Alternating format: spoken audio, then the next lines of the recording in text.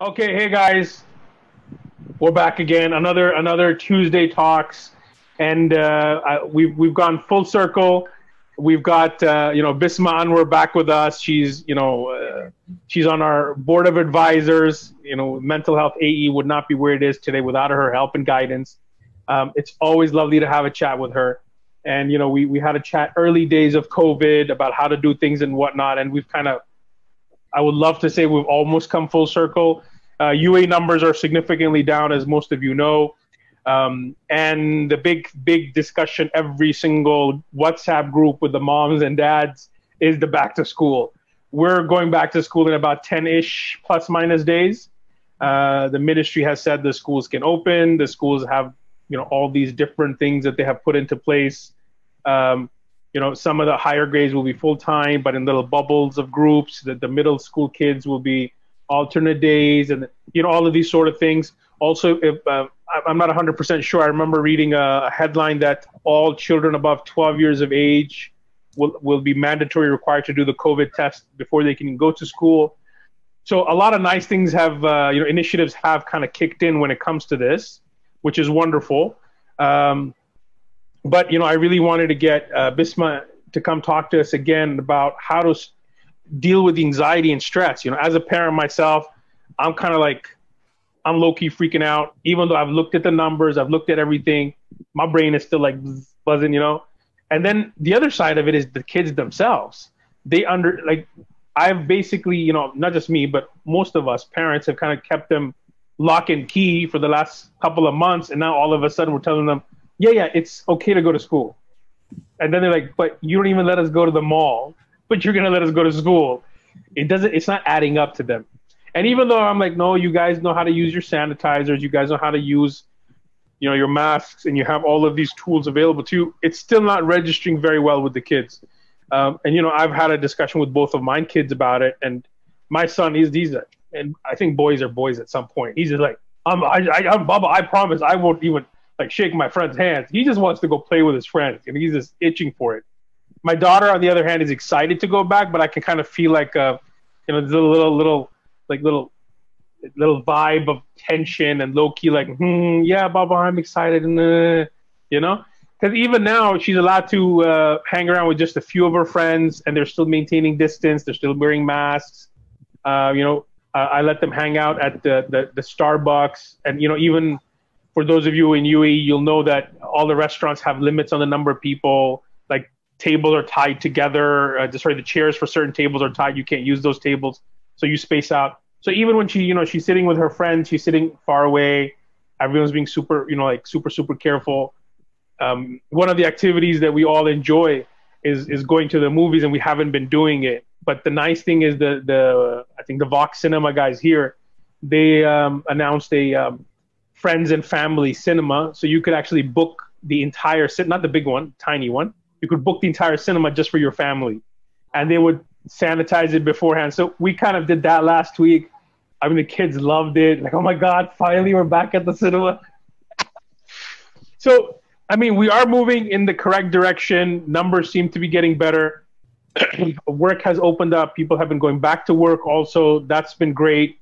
But, now the big point that everyone is kind of like focusing in on is the school, getting back to school, the anxiety and stress related to it. Bisma, I'll let you take over and share your thoughts on it. And guys, if you've got questions, you can drop them in the comments, drop them in the chat. If you're on Instagram Live, we have a link to our Zoom. The video quality is better. You can click in over there. Whatever you prefer. We're open on all channels. Bisma. Yeah. So, I mean, it's definitely great to be back here and to be talking to all of you.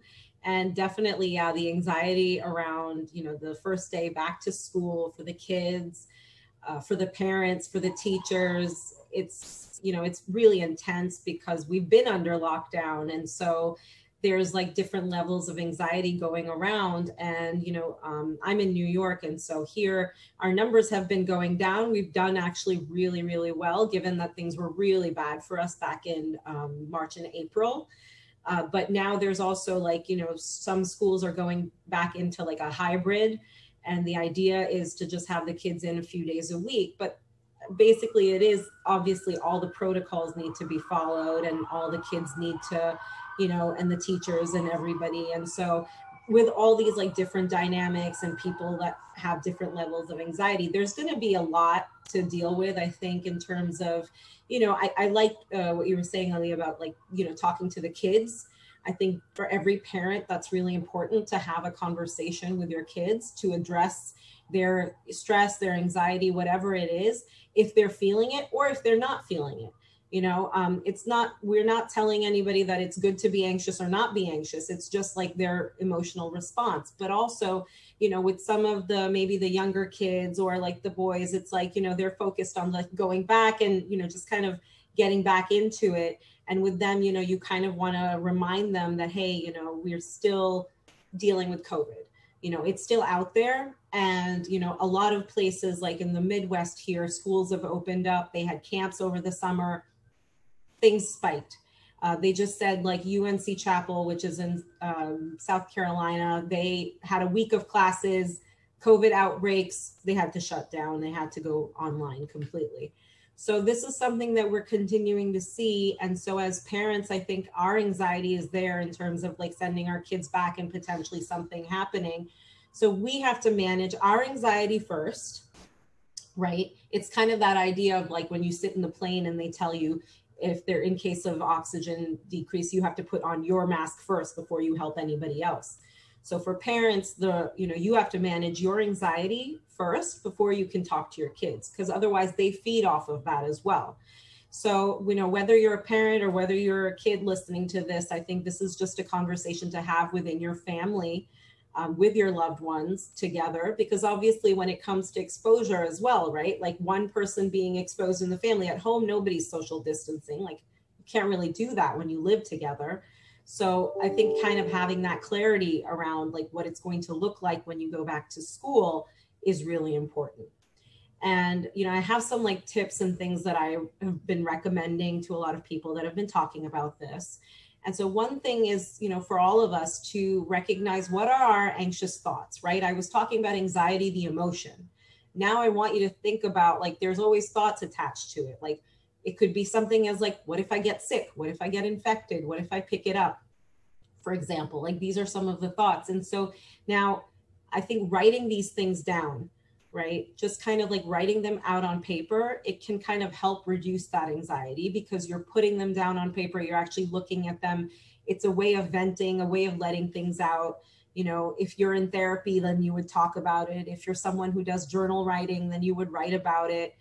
If you're talking to your family, then you discuss it. So kind of like letting those, don't sit and internalize those feelings and emotions. Let them out and talk to people in your life, as well as do this exercise for yourself in terms of writing out these anxious thoughts. And then you want to think about what is triggering these thoughts specifically. Are they coming from like internally or externally, right? So if your thought is, for example, that I'm going to get sick, is the thought being triggered because you just heard of someone get sick? From like going somewhere or going to a camp or going where somebody's school maybe opened up earlier and you're like, oh, they got sick. Is that where the thought is coming from? Or is this your own internalization of, oh, it's just a matter of time that I'm going to get sick? And this is just a belief that you've cultivated maybe throughout this time of COVID, right? Maybe you've been sitting at home this entire time and you have socially distant. And now you're like, okay, now all of a sudden I'm going to be going to school and I'm going to be constantly in touch with people, around people. And like, what is that going to be like for me? So, so these are some of the things that you want to sort of, I think about, right? So the thoughts, the emotions, the triggers, and then kind of doing that, checking whether it's happening internally or externally. The next thing I would say is doing a reality check. So now you're wanting to think about, are my fears logical or are they based in fear? Okay, because fear is not fact. We can have fears about getting something. We can have fears around COVID, but is our fear realistic at the same time? That's what we want to think about. Let's say if we wear our masks, we maintain social distancing, We make sure that we're washing our hands, like we're taking all precautions. Now, what is our reality check with that? If we are still having a fear, where is that fear coming from? And what does that fear look like for us? You know, so it's sort of like, you know, talking it through. This internal checking is really important, because that's how we can kind of like really take out our anxieties and look at them, you know, kind of analyze our own anxiety rather than just kind of letting that guide us, right? Like, you know, if you're like, let's say as a parent, you're like, I'm not sending my kids to school. That's it. Like, no way. Now you want to think about, well, why am I feeling this way? If the school is taking all precautions and my kids, I've talked to them about it, then what is the fear still coming from? Is there something that I'm still not addressing? Is there a part of it that I'm still worried about? And, you know, and I think around COVID, there is a level of uncertainty that is there going to be across the board, right? So there might be some fears that you have that have no reasoning, and you're like, okay, just because of everything that's been happening in the world, I have this fear, and you continue to have it.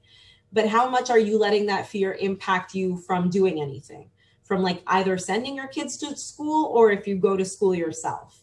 You know, that's what you want to sort of focus on and think about. Yeah, I mean, that's where you kind of go into all of this process. And do we have any questions so far, Ali? No questions yet. I'll let you know if anything pops up. I'm following both the feeds. So just to kind of understand, so we kind of initially start with ourselves, and we want to focus in on, you know, this is just like what we discussed before. Let's focus on facts. Yes. Let's look at what's going on, what's the reality of the situation, and then we move forward with it. Okay. Yeah, definitely. And then we make a plan. So once we've done all of this, now our idea is to make a plan. Now we can identify a few things that we can do to make ourselves feel less anxious and less stressed out about this. And what are some of those things? Some of those things might be having hand sanitizer with us at all times, right? Having wipes with us and carrying those around. Wiping down if you're a student, wiping down our desk every day, you know, when you come in. It could be having, you know, hand sanitizer. So every time you're touching something, having a face mask, having some extra face masks in case of anything. So, and then another thing might be a plan is that you're going to maintain that 6 feet distance from anybody. And if anybody gets too close, then, you know, you're going to have, like, talk to people around you. Like if you have friends that you're going to see in school, you're going to tell them that, hey, you know, I'm kind of worried about this, and, you know, I'm loving to see you, and we can sit here and have lunch together, but we're going to kind of like, you know, are you okay with sitting a little bit further down on the table? Are you okay if I do that? You know, it's, you know, some of these things I know it kind of brings up discomfort for us sometimes, like talking to people about this stuff. They're like, oh, I don't know what they're going to think, or if they're going to get offended. Believe me, that's like the least of our worries, right? Offending someone. The most of our worry is actually like getting sick. So we have to keep ourselves safe, right? We have to prioritize our health, and we're actually helping the other person too. You know, whether or not they appreciate it in the moment, that's okay. But you're actually helping them by staying that distance away from each other. So this is sort of some of the stuff that, you know, I want you to think about and plan. And let's say you're a parent, okay? Let's say you're a parent, you're sending your kids to school. What's your plan? You're going to make sure that they have all these extra things, right? You're going to make sure they have hand sanitizer. You're going to make sure they have the face masks. You're going to make sure, maybe you want to take a look in their classroom. Maybe you want to go talk to their teacher. Maybe you're going to be like, well, what does the social distance look like in the classroom? And you can actually like go in and take a look and peek and see how they've placed the desks, what their seating arrangements are like. You know, do they have hand sanitizer set around the hallways? Do they have face masks available, extra face masks available? And, you know, maybe these are things that even as parents, we can donate to the school. You know, if there's like a need there, you know, for some people, some schools, maybe they don't have so many resources. That's, you know, just a good way to be like, hey, how about, you know, you and a couple of parents get together and, you know, sort of donate some of these things to the school. That's also a way that we can do things that help it helps our anxiety. It helps us feel productive. It helps us feel like we're doing something, not just to help ourselves, but to help other people. It's sort of like a way of channeling our anxiety in a way that's like more productive and more positive. I think I agree with you. I mean, it's logical. It makes sense. We get engaged, we get involved, and I think at the end of the day, we get informed. And as soon as that part of information happens and that learning happens, automatically the anxiety starts to reduce. Because ultimately, it's that, you know, we always say it's the fear of the unknown. So the more we can kind of go through it and clarify that I think really changes how the Connect works.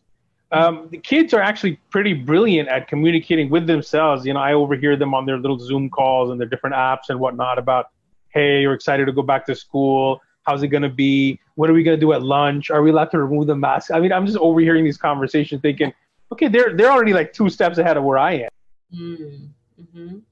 No, yeah, I think you're right. The kids are smart nowadays, and they've been living in this time of COVID, right? Like they're very well informed. Like the older kids, obviously, like we're not talking about the younger ones, but I think if your kids are like middle school and up, right? Like second, third grade, like they already, you know, have a lot of awareness about this stuff.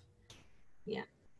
Do you think it's more of the anxiety that the parents have, or, you know, as opposed to the kids? I'm gonna see. It's interesting because we've been having a discussion with a lot of parents about this also. Oh, what are you gonna do, and how are you gonna deal with it? What are, you know? And when I kind of overhear the kids talking, for them it's just like, okay, we're doing this. Let's just figure out how we're doing this. And I think a lot of the anxiety that the kids have, I mean, I could be wrong. I might be generalizing here, but I get the feeling that a lot of the anxiety and the stress that the kids are getting is from the parents. Because usually they expect the parent to be the one, you know, like, oh, mom, I got a tummy ache. And no, you don't got no tummy ache. Go to school, you know? Mm-hmm. And now that same parent is like, I don't know if you should go. And the kids are like, huh? You're the one who's always sending me to school, and now you're telling me I don't know if you go.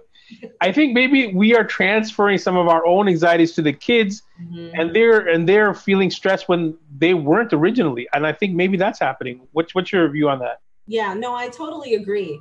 That's why I was saying in the beginning, the parents have to put on their own face mask first, you know, before like giving that to the kids, because it is a lot of, as adults, I feel like we are more aware of our anxiety.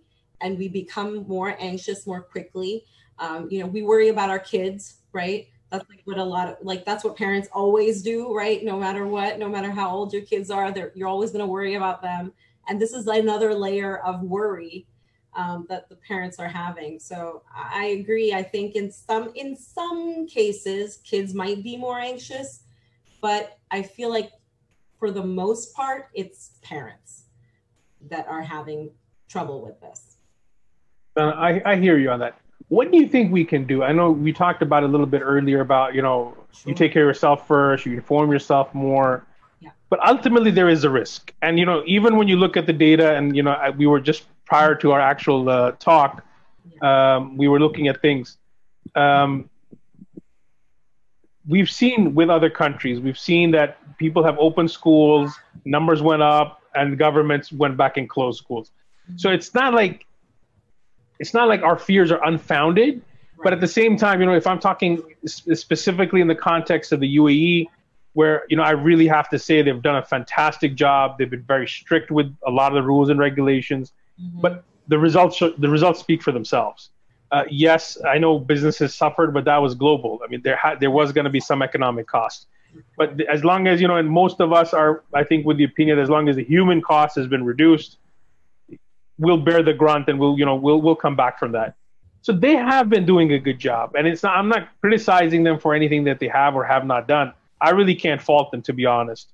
I was telling you earlier that even to drive into Abu Dhabi City, they have checkpoints. Abu Dhabi City is blanket testing every single person in the emirate. So it's great. Mm-hmm. But, you know, there is still that element. What happens if the numbers go up? How are we going to react to it?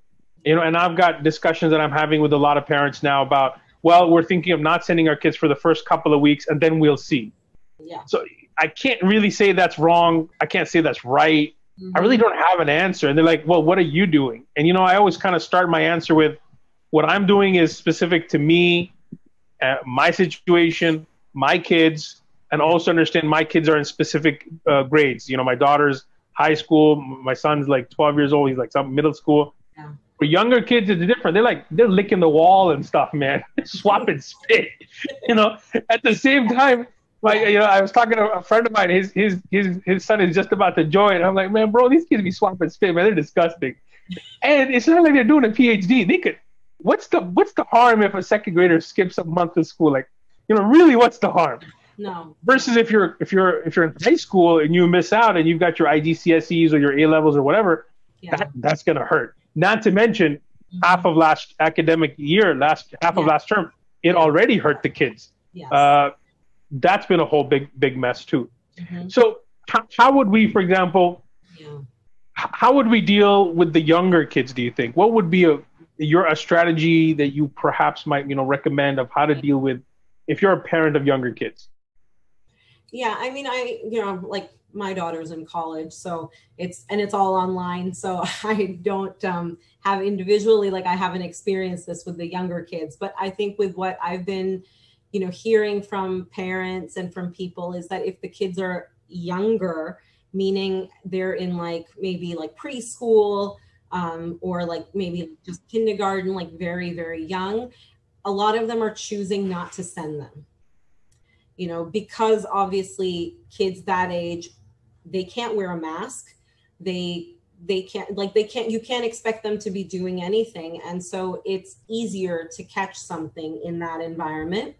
So a lot of them are, and again, like you were saying, it's all dependent on your circumstance, right? So if you feel like you go into your kids' preschool and the teachers are very much on top of it with the kids, they maybe have like 3-4 kids together. They're doing it in like little, bubbles and things like that. Like they have all of their protocol set. If you've got like a great setup over there, then I would say, yes, you should send your kid. But if you're uncomfortable, then it's going to be a day in and day out discomfort for you. And if you can move past the discomfort, if it's really important, I know it's like different, right? Some are working parents and they kind of have to do this and they don't have a choice. So if you don't have a choice, then what you want to do is be able to, I think what it is here, right? The risk is there, COVID risk is there. We want to minimize and decrease the risk as much as possible from our own actions. That's all we can do. All we can do is like, it's like tie your camel, right? That's all you can do at this point, So that's what you want to make sure of. You want to make sure that you're in communication with the teachers of the school, with your kids' teachers. You go into the school yourself, see what the setup is, see where your kid is going to sit, what they're going to be doing, what are the activities, and what are the ways in which these protocols are being taken care of, especially with the young kids. Great. I hear you on that. We got a question. Sure. How should there's somebody who's asking in the chat, how should we approach our kids to have this discussion? Because like we had discussed earlier, we weren't letting them go to the mall and we weren't letting them hang out with all their friends over summer. But now all of a sudden, go to a classroom full of people. What's going to happen with that? Mm-hmm. So how do we have this discussion with the kids? So obviously it depends on how old your kids are, first of all, right? And because you want to have an age appropriate discussion with maybe the middle school and to high school kids. With them, you can just be very honest and open and say, listen, COVID is, you last half of the year, you didn't go because of COVID and it was really bad. Now things are looking better. At the same time, you're going to be going to school, but if you feel like you're not able to stay safe or you're not able to maintain social distancing or there's any issue coming up there, I want you to talk to me, tell me right away so that I'm, coming into school or talking to the teacher or, or maybe you need to just learn from home. Maybe you need to not go into school. So we'll, just be open and honest with them. Say, I don't know what's going to happen. I'm going to try my best to make sure that, we all want to stay safe. Nobody wants to get sick. But if you feel particularly anxious, and ask the kids, how do you feel about going back? what are your thoughts about it? How do you feel about it? And they're like, oh yeah, this will be fine. And be like, okay, I hope it'll be fine. But if something doesn't feel right, or if you feel like, you're feeling stressed out about anything, I want you to come and talk to me right away so that I can help you. And things are going to change, like even like day by day, week by week, especially in the beginning, right? When they're first going back. So I would just say, yeah, just keep the communication up. When your kids come back from the first day, be like, how was it? What happened? What did it look like? How were your friends? Were you able to see them? Yeah. Hey, I saw my friends. We all sat together on the same table at lunch. We were right next to each other. And you're going to be like, well, that's probably not something that you want to do. I know. I'll be like, disaster. Listen, it can happen, okay?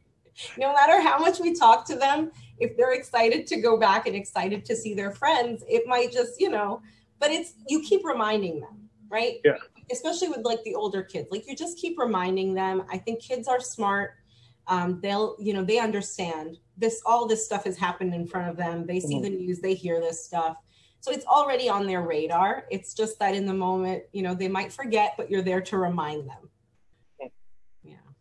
No, I agree with you on that. And I think we're kind of just have to play it by ear. And this is similar to the discussion I've been having with other parents. And I said, look, I don't have a black and white answer for you. I could tell you specific to my situation what's going to happen. My parents are in their 60s. They live 10 minutes away. All of Ramadan, including Eid, I did not see them. I mean, Eid was like a depressing day for me because that's the day where I host everybody at my house. I have an excuse to cook a big chunk of meat. Smoke that thing for like 9 hours. That's my day. All right. So we have to come to your place for an Eid sometime. Inshallah, most welcome. So by the second Eid, the numbers were significantly better. Things had got a little bit more relaxed. Back to work had kind of started to open up. Yes. And for the families who were being like super careful and we were literally not seeing anybody. My parents were not meeting anybody else. So like, okay, you know what? Let's meet for Eid. So the second Eid, the one with Hajj, we sat. I got to cook. I cooked double the amount of food. I was so happy. But I had a discussion with them and I said, listen, I don't know what's going to happen with the back to school. And the big issue and the concern that we're finding globally is that the asymptomatic carriers you just don't know. Somebody could be in perfect health in front of you, but they've just literally spread their germs everywhere. So I said, look, once school starts, you guys are going to have to go back into like lockdown for 2 weeks. We'll see how it goes. And, if the numbers start to peak, we'll extend your lockdown for 2 weeks. At least we don't risk exposure to you. We're risking exposure to us, but, I think it's very much preventative. And, yes. I think that might be the strategy going forward, is to think from a very preventative approach and say, okay, whatever, if I feel like doing something extra, it's okay to do something extra because it brings me peace of mind. And I just want to be a little extra careful. I don't think it's wrong. I mean, for parents, like I was talking to parents like, oh, we're going to keep our kids home for the first 2 weeks and then see. Do you think that's okay? I'm like, man, it's your kid. You have the right to protect your kid however you see fit, right? But within reason. Don't get too extreme. Within reason. And if you think on 2 weeks at home and then you send the kid back to school, if that works for you, if that works for the kid, that's okay. I think that's okay. I think a lot of this has to do with, again, going back to original first thing that we even discussed before this, the early days of COVID was you got to get the right information, and you got to get like clear with what's going on.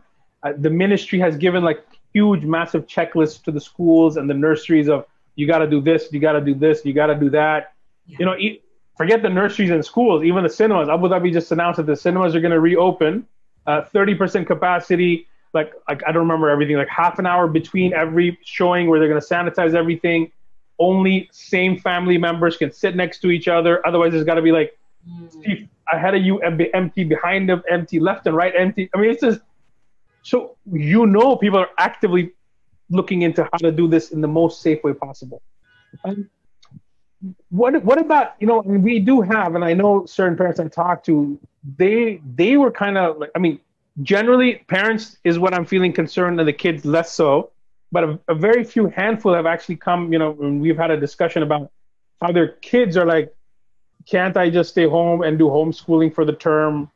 I don't know what, I don't know. I'm trying to make like indirect excuses of like, I don't know how it's going to be with the school and this, but they don't want to kind of say that they're feeling scared. But at the same time, it's like they're saying, like when the kid's being bullied, they won't tell you they're being bullied. They'll just make excuses for not going to school. So a couple of parents I talked to have kind of given me that vibe. And I said, listen, I don't think that's the legit excuse. I think your kid is like just very anxious about the whole school thing and they're scared. How do you recommend we, address that or talk to them about it? Yeah, I think, it's like, okay, if your kids are like saying like, it seems like it's more of excuses, say like, listen, I want to hear you. I want to, sort of understand where you're coming from. Like, what is, this in itself, what you're telling me, this doesn't seem valid enough. And I'm just going to push you to go to school. But if there's something more to it, given everything that's happening, I want you to talk to me about it. Can we talk about it? Otherwise, I'm just going to push you to go to school. And, and if you feel like your kid is still sort of giving you the excuses, you do what you got to do in terms of how your parenting style is. And if you're sending them to school, then, you kind of just keep asking them. And I think, just as parents, keep that communication open. That's all it is. Just try to like keep talking to your kids about it. Keep addressing it in the home for yourself as well as them. And, you lead by example, right? So if you're showing them that you're taking all precautions, then, your kids are going to do the same. If you're not taking the kind of precautions that should be taken, your kids are going to see that and they're also going to do what you're doing. So I think as parents, you also have to realize that your role, you're role modeling for them and that they're looking at what you're doing. So, No, I hear you on that. And I think you're right. I'm going to agree with you for sure on this. And it makes sense. A question popped up on our live feed. Sure. What can we do with the kids, like certain activities? I think what they were implying was, could we involve them in like some meditation stuff or some yoga stuff? Or like, what type of things do you recommend we can involve the kids in to kind of help get through the first? I think it's just going to be the first couple of weeks until people are like, oh, it's okay, the sky didn't fall, But what type of activities the question is, what type of activities can we involve the kids in to help, kind of level things out? Level things out. Yeah. I was actually going to mention a little bit of the deep breathing and the meditation. So, as like a coping, there's a lot of like meditations. There's so many apps out there now. And there's so many videos on YouTube. So in terms of resources, there's a lot of different resources.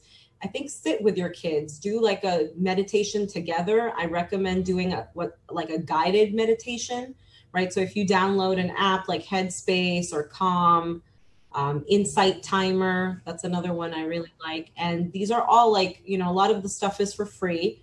And you follow just the instructions in that guided meditation and you sit with your kids and you do it together. Like I was saying, like you're modeling the behavior for them. So you have to show them that I'm doing this with you. You do it together as a family.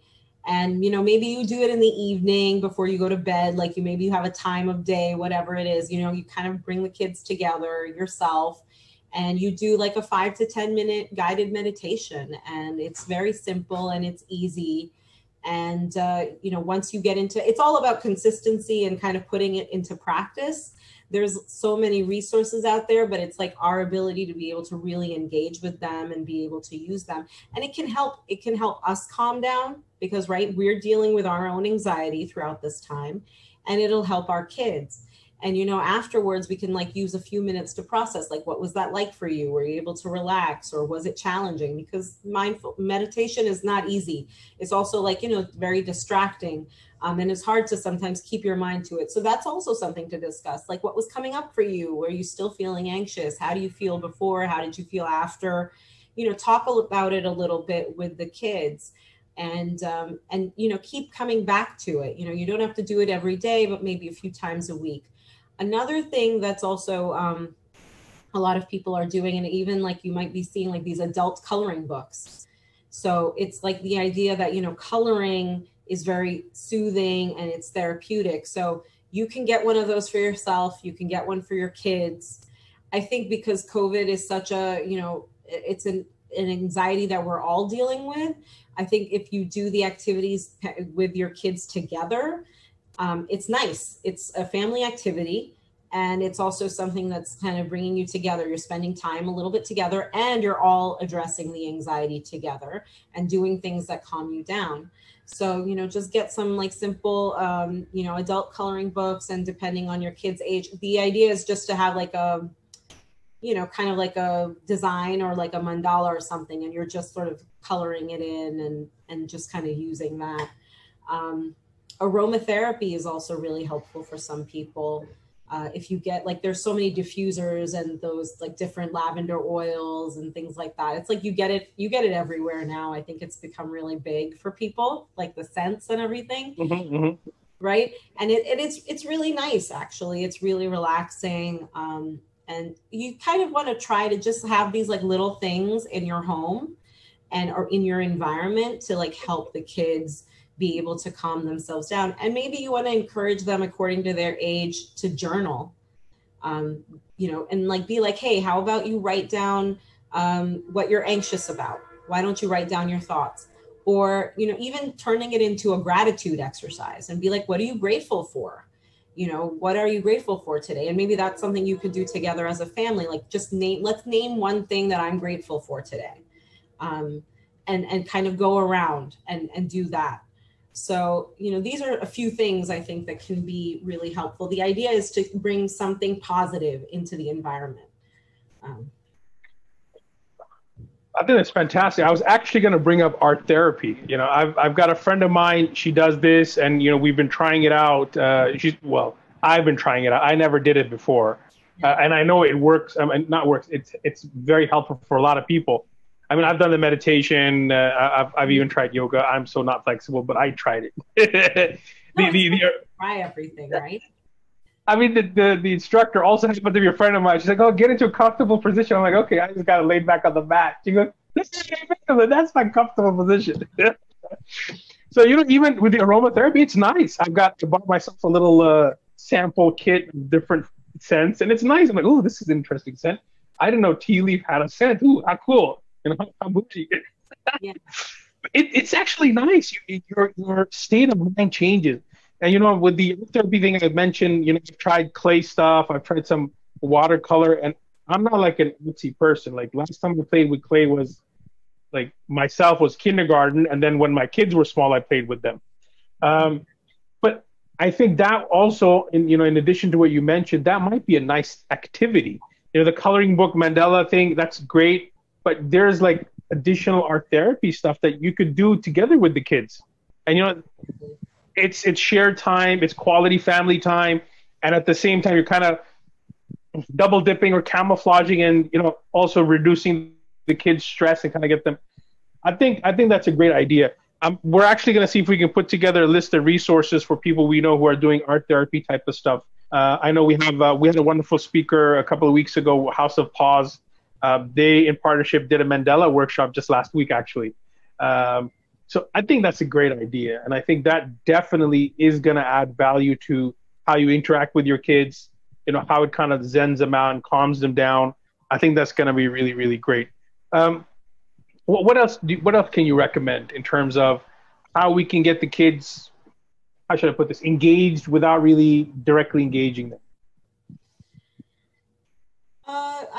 I think I would like sort of say like, you know, every kid has like an interest or a hobby, like most kids, right? So like, you know, maybe their hobby is like playing video games, right? For example. And so I would say like, if that's something that relaxes them, not saying like, oh, just give them free for all, like a couple hours to play video games, but if it helps them deal with their anxiety, if it's a proper distraction, and you can kind of give them a time frame to do it, I think letting them do whatever it is that they like to do, right? I mean, not all kids love to read. Otherwise, I would be like, hey, just, you know, tell them to read or something educational, but not necessarily, right? You know, so I think you want to kind of look at what your kid's interested in and try to find something around that. You know, if it's video games, maybe you can play a board game like together as a family. I think that's a fantastic idea. I was just, when you said video game, I was like, oh my Lord. today I had an hour before our talk today. I was like, you know what? I haven't like hung out with my son. Let me go hang out with him. So I went to his room. I took myself a cup of tea, and my sister-in-law had made a muffin. Hamla made a blueberry muffin. I was like, so good. Oh, So I was having tea and muffin, and I was like, so Abdullah, how are things going? He's in his computer. He's got two screens open. His phone is connected to his friends. Oh, go in front of me. Go left. Oh, go right. Oh my God. I'm like, okay, nice to meet you. Bye. He was so in his game with his friend, and then I was like, that was literally what I thought was, you know what? It's been a while. We didn't play no board games. I think we need to get off the screens, and we need to schedule some family board game time. Because also the problem with the online schooling is, even with regular schooling, we were trying to get them off screen, but not even the school is on screen. So it's just so frustrating to kind of like just pull them out. Yeah, you want to get away from the screen time. Exactly. Yeah. So I think that's definitely a very smart idea. I think we need to double down, if anything, on the family interaction type of things. I know with Zoha, she's a big time reader. Abdullah also reads, but he's more into gaming at the moment. Yeah. With her, I told her, I said, listen, whatever books you need. I got her a Kindle a long time ago. Great. And then she just sends me a list, and I send her the books to her Kindle, and then she's like, Baba, I'm done. Can you get me some more? And kind of, she has managed, I've noticed, and you're very right, she has managed to read significantly more, which I think helps fill in those time slots where she's kind of like stuck in the house. But at least her mind gets to kind of explore. So I think reading is a fantastic option. I think board games, you said, is a fantastic option. Yeah, art therapy or even art-related activities. I don't think it needs to be like necessarily with an art therapist. No. It's anything creative. It could be anything, like you were mentioning, like clay and stuff like that. Like baking, right? Yes. Like we were talking about the muffins, and I was like, kids love to bake. It's funny, like my daughter, she's older, but she got into cooking during all of this. I was over the moon. I was like, okay, I don't have to cook. She's doing the cooking. She's like, she's making stuff. She's looking up recipes. She started making a lot of sweet stuff, which wasn't the best, because obviously that's all we're eating. But I was like, look up some healthy recipes, and she made some like great chicken steaks and stuff like that. So it was nice. I was like, okay, I'm taking it. I think that's what I started doing because, right, kind of like when COVID lockdown started to happen, we just got into Ramadan, and then I teach, right? So I'm on holiday all summer because I'm at the university. So I'm like, okay, what do I do with myself? So then I would just be like, hey guys, what do you feel like eating? I'll cook today. And the next day, hey guys, what do you feel like eating? I'll cook today. And then in the morning for suhoor, I'd be like, hey guys, what do you guys want for suhoor? I'll make you something. So it kind of just rolled over after Ramadan. I haven't been as active the last 2 weeks. I've been working on a couple of things, but I think myself also, I kind of doubled down on, I used to cook a little bit here and there. Right. I think I kind of just doubled down on exploring new recipes and, let me try to do this. Or let me see if I can make this chili, or this cheesecake recipe looks good. It didn't help with my belly, but I know, right? It's like I think everybody's gained weight in COVID. I think everyone has gone through this. Yeah. But you're right. It's like whatever activity we enjoyed, we had more time for it. So yes. It makes sense that, you kind of got into more of what it was. And I think for everyone, and I want to come back a little bit to the family time activity piece. And I say this because I'm also thinking of myself, like we as parents, like we always get so busy with other stuff, but and it's sometimes hard for us to prioritize these things. So that's kind of also the challenge, right? Like if we expect the kids to take part in a family activity, we have to be there first. So I think sometimes we have to push ourselves to make the time or to structure our own days so that we have that built-in family time in the evening or like whenever everybody is at home and all together. I think I agree with you. We're just at the tail end of our talk. Yeah. Bisma, would you mind giving us like a quick recap, and then we can kind of close out the session? Yeah, of course. So, we talked about the anxiety and sort of how to reduce the anxiety around going back to school. And I talked about like how you want to kind of write down your anxious thoughts. You want to be able to identify what is your anxiety about exactly, and writing it down sort of helps you visualize it, helps you verbalize it and put it out there. And then at the same time, you want to think about what is the trigger for those thoughts, meaning like, are those thoughts coming from inside of you internally, or is it outside from something that's happening in the environment or something that you're being exposed to? So by doing all of this, you're creating your awareness, right, of your anxiety. You're not just saying, oh, I feel anxious, I feel anxious. You're actually now identifying what it is that making you feel anxious, why you feel anxious, what are your thoughts around that. Then you come to what's reality checking, and you kind of think about, are my fears that I'm having, are they logical? Is this a logical thought, or is this just my fear that's talking, which isn't fact, right? And that's sort of something I want to then work on. Then you kind of have to bring yourself to the reality of it, right? And realize, okay, my fear is not realistic, so I need to kind of let this go. And then being able to work on that. And then if your fear is valid, then you want to make a plan to address that fear.